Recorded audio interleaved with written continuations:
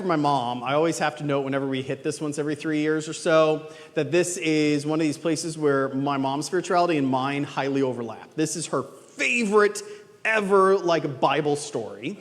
This is one of my favorites, if not my favorite. Now, we do for different reasons. My mom likes it because she'll say, see, nagging is in fact biblical and a spiritual gift.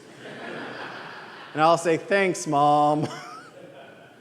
I like it because it's this moment that reminds us that much of what we do as Christians is to persevere and is to march forward. And it reminds us, more importantly, what it means to be of the world, or to be in the world, but not of the world. And it gets sort of at the core reality of that. So let's talk through it a little bit. But let's start off with what's going on in this actual passage, just to make sure we understand. Basically, you have this unjust judge, okay? And the unjust judge neither fears God nor respects anyone. So the takeaway from the fact he neither fears God or respects anyone means if you try to be like, but you're breaking Mosaic law, and you're supposed to uphold Mosaic law, he'll just be like, I don't care, make me. Right? He doesn't fear God at all. You also can't go to him and say, look at the harm you're doing. Look at how bad that person is suffering. Surely you should give that person justice. Well, he doesn't respect people. So he's going to be like, I don't care, suffer. It ain't me. Who cares? We've all met that personality type, right? Who just doesn't care. That's what we're dealing with. But that's not just a metaphor for some people. It's a metaphor for the world. The world does not care. The world does not fear God. The world in general does not respect humanity. Look at all the horrible things that have happened throughout the ages, and you can see that about how the world works. Now, that's the world we unfortunately live in. The rest of the story is about, well, what do we do with that reality? When we encounter the world, when we encounter the unjust judge, how do we respond? And we're told to respond as the widow does, which is to go back again and again and say, this is unjust. This is not love. This is not compassion. This is not mercy. This is messed up. Knowing that most of the time when we go to the unjust judge and we say, this is injustice, the unjust judge is going to be like, make me, and cast us off. But as Christians, we go back over and over and over again. And I want to talk about what that means societally and what it means individually. Okay? Basically, our external world and our internal world. So in our external world, let's talk about it. In their external world, it gets hard because we are taught history incorrectly. We are taught history in a wrong way. What we are taught about history is that great people, usually men, come up and give some sort of grand gesture and that moves history. And that's not really how history works. You can talk to historians, okay? I'm not being a theologian right now, I'm just being a good historian. That's not really how history works. It's not that Ronald Reagan stood up one day and said, Gorbachev, tear down this wall, and Gorbachev went, oh man, never thought of that. I should go do that now, right? It wasn't that Martin Luther King came out and said, I got a dream, and everyone went, okay, yeah, we'll just end segregation. It wasn't that George Washington said, give me liberty or no taxation without representation, right?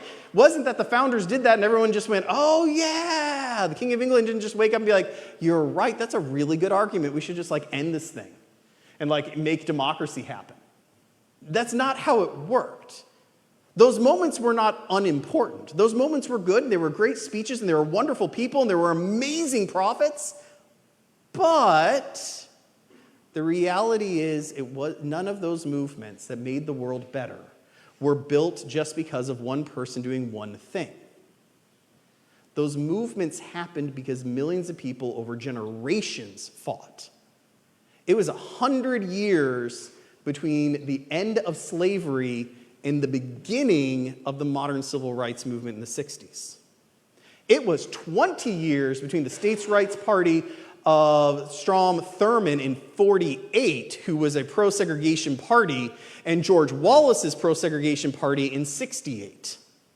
There were generations of people who walked on those streets, fought the good fight, got attacked by dogs and illegally thrown in jail, And we don't know their names because that's not how we're taught history.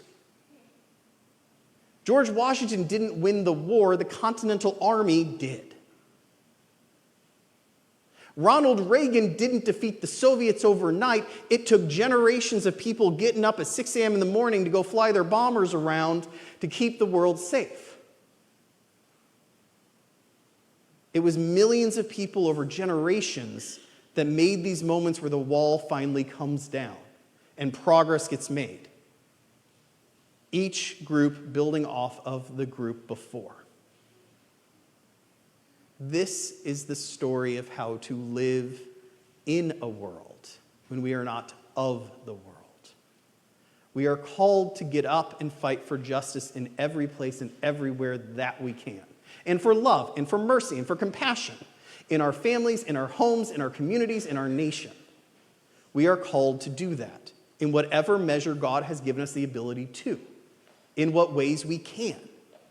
And even though none of us here today are probably George Washington, Ronald Reagan, or Martin Luther King Jr., we can be those people that made a world and did the work of tilling the field so those beautiful blossoms could grow. That's what we do as Christians. We get up every day and we request from the unjust judge of this world, give us justice, give us love, give us mercy, give us peace. So that someday, someone finally breaks it down at least a little bit more. Because eventually the unjust judge goes, fine, I'll give in a little bit more. We'll get rid of this. And then progress gets made. Justice gets a little closer. Freedom becomes a little closer. And a little more. And things get just a little bit better. And then the next generation does the same. This is true when we talk of society and sort of the big sociological, anthropological, political science, economic stuff of the world. But it's true in our daily, individual, spiritual lives also. If you come out to me and you say, I have never struggled once with my faith, everything's been clear and concise, what I know about your faith is it is weak.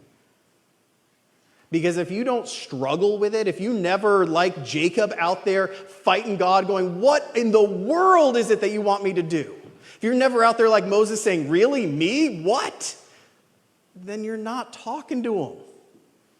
Real faith, real strength, real courage is getting up every day, internally and externally, and trying to become a person more of justice, more of love, more of compassion, more of mercy, more of peace. And that is hard. Because most of the time, your own internal unjust judge, you know that voice that criticizes you way too much, is going to try to ignore you, is going to try to push back. Going to try to say, oh, you can't really get anything accomplished. But if you get up and you keep working at being a more loving person or a more justice-filled person or a more peaceful person, slowly, inch by inch, you work at that own internal unjust judge until you become a better person. And by that, a better parent, a better grandparent, a better friend to yourself and others. Which is the other way we slowly transform the world. We slowly make the world a little bit better, internally and externally. So as you go out this week, my challenge to you is in your prayer life and in your life of carrying out your faith.